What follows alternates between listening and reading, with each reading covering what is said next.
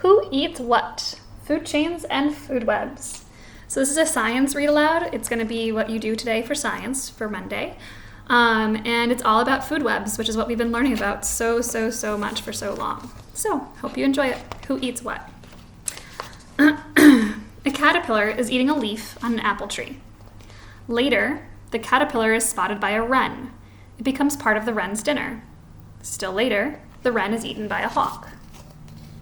So I bet in your minds you're already creating a food chain, right? Starts with the leaf and the caterpillar. Leaf, caterpillar, goes to the wren, then a hawk. Leaf, caterpillar, wren, and hawk are all linked. Together they form a food chain. Each is a link in the chain. The hawk is at the top of the food chain because no other animal attacks and eats hawks. The animal at the top of the food chain is always the last eater, the one nobody else eats. And we've talked a little bit about this, right? The carnivores that are at the top of the food chain. We, as humans, are often the top of the food chain because we don't get eaten by that many animals anymore. So suppose you eat an apple off a tree. Oh, right, tells us over here. That makes you part of a very short food chain, the apple and you. Well, technically, the sun, the apple, and you.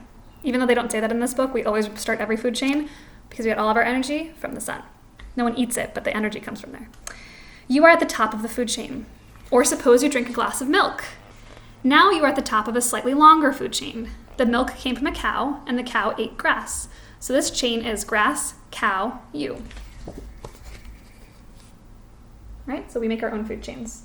And we're usually the top because no one's coming and eating us, but other predators can also be the top of food chains. Every time you eat a meal, you become the top of several food chains. You can draw a picture to show them. If you had a peanut butter and jelly sandwich, a glass of milk, and an apple, the picture might look like this. Did you see it? Sorry, it's hard to tell. Food is the fuel our bodies need. Food keeps us alive. It gives us the energy we need to grow, move, and do many other things. The same thing is true for caterpillars, wrens, hawks, for all animals. All must find or catch the foods they need. When you draw a food chain, you are drawing a flow of energy, and the arrows show the energy's path. There are many food chains, more than anyone can count, but in one way they are all alike. All food chains begin with the sun and green plants. Green plants are the only living things that can make their own food. Remember that chloroplast, the stuff inside of plants that make their own food, and the chlorophyll makes it green? So those are in the leaves, and that's what creates their food. They are the only living things that do not need to eat something else. Green plants take their energy from sunlight. They use it to make food out of water and air as well. All animals depend on green plants for food, even animals that don't eat plants. Hawks, for example, do not eat green plants, but the hawk ate the wren that ate the caterpillar that ate the leaf of a green plant. And so the hawk is linked to green plants through the food chain. It needs the plants as much as the caterpillar does.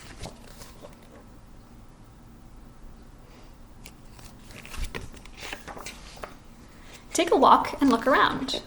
You will see parts of many food chains. Look at the leaves and flowers of plants. Look at the bark of trees. Look at fruits, nuts, and seeds that have fallen to the ground. What animals are eating them? You might see a grasshopper eating a blade of grass. You may not see another animal eat the grasshopper, but you can find out which animals eat grasshoppers by checking on the internet, right? You can just research it. You can read up on grasshoppers and any other animal you've seen, and you can draw food chains. And we've kind of done this, right? Some of you, I know Hannah created a really cool food chain where she used different creatures. Some of you just drew your food chains based on the things that you saw outside. So even if you don't see a bunny getting eaten, like you can know, okay, well, some animals in our community, in our ecosystem, might eat rabbits, and therefore you can create a food chain. Your drawings will show that one plant may be the start of several food chains. The leaves of an oak tree may be the food for caterpillars. Beetles may bore into the tree's trunk. Acorns are food for squirrels, chipmunks, blue jays, and deer. So that one oak tree feeds all of these animals. The drawings will also show that most animals are part of several food chains. Chipmunks, for example, eat many foods. They eat nuts, seeds, berries, buds. They may also eat insects, snails, and other small animals. So even though it's just one chipmunk, there's many different options. And chipmunks themselves are eaten by weasels, bobcats, foxes, coyotes, hawks. These animals may also eat some of the things chipmunks eat. So check out all these arrows, lots and lots of arrows, right? Try drawing some of these food chains on one page. You will have arrows branching in all directions. Now you have drawn a food web. Food webs are made up of many food chains. And so see, creates almost like a spider's web with all those different arrows. It shows the direction of the energy from one animal or creature to another. On land, most food chains are short, but scientists still have much to learn about them. They have even more to learn about the food chains in the seas. These chains are long. They're also hard to study because most of the plants and animals live underwater. So here's an example. We start with tiny plants that are like super tiny, almost can't see them, plankton, right? Then we go to an anchovy, then a mackerel, and then on this page we have a dog snapper, and then, can't see what it says, great barracuda, right? So look at how long this food chain is. A lot of different animals and organisms. In the water as on the land, food chains begin with green plants. Some of the plants are tiny. You need a microscope to see them. Some are bigger. Here's some examples of some sea plants. We have sea lettuce, cladophora, red algae, grunt, kelp. The green plants are food for many tiny creatures, which become food for bigger creatures. Small fish are eaten by bigger fish, which are eaten by still bigger fish, which are eaten by even bigger fish. And this is a really cool image because it shows all the fish that eat. Right, like it's inside that one fish because he ate a fish that ate another fish.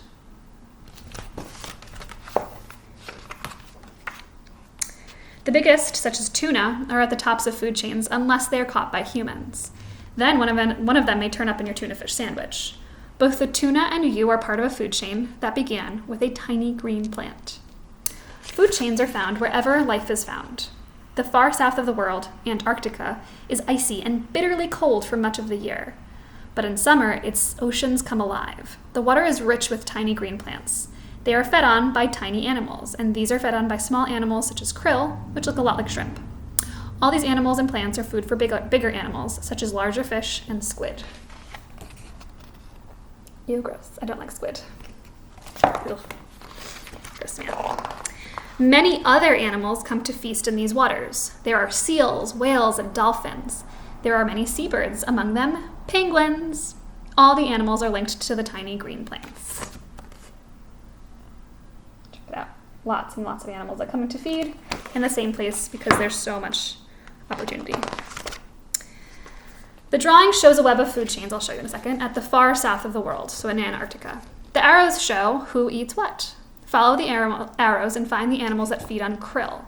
One of them is the blue whale, the biggest animal on Earth. Find the animals that eat krill. So I'm actually going to show you while I read so you can do that. So follow the arrows and find animals that feed on krill. See the krill down here. And then find animals that eat krill. Some people talk about catching krill for human food. But what would happen to the food web if fishermen took huge catches of krill each year? Look at the drawing and figure it out. If we ate the krill, for instance, then all of the animals that eat krill would go hungry, and then all the animals that eat those animals would go hungry. So think about all of the implications. If we disrupt or interrupt a food chain and a food web, it can have a huge impact on ecosystems. Humans often make changes in food chains and webs. Then they find out that one change causes other changes. That's what happened when hunters killed nearly all the Pacific sea otters. Oh, I love otters. The otters lived off the west coast of North America. They lived in beds of giant seaweed called kelp. Every year, thousands of otters were killed for their fur. By the early 1900s, almost no otters were left. But as the otters disappeared, so did the beds of kelp. And so did eagles, harbor seals, and fish. What had happened? The answer was in the kelp. Kelp is the green plant at the start of many food chains. It's eaten by tiny animals that are eaten by bigger animals that are eaten by fish. The fish are food for eagles and seals as well as people. Kelp is also eaten by spiny animals called sea urchins. In eating, they may cut off stems at the sea floor. The kelp then floats away. Sea urchins are one of the food otters like best, but when hunters killed the otters, there was no one to eat the urchins. The urchins destroyed the kelp beds.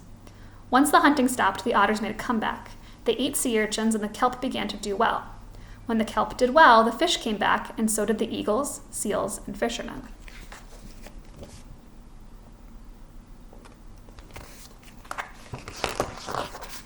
All over the world, green plants and animals are linked in food chains that branch into food webs. A change in one link is felt up and down the web. Up and down that chain. It is felt through the whole web. And that's one good reason to take care of the earth, to take care of its plants and animals. When we help them, we actually also help ourselves. We too are part of many food chains.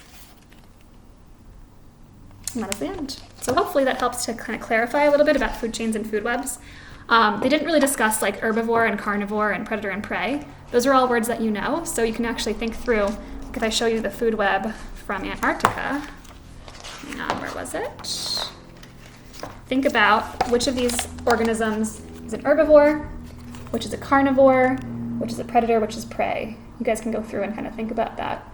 That's a really helpful thing. As you do your science this week, you're going to have a lot of questions about food webs, so if you need to come back and re-listen, this channel is always here for you. This video is always here for you.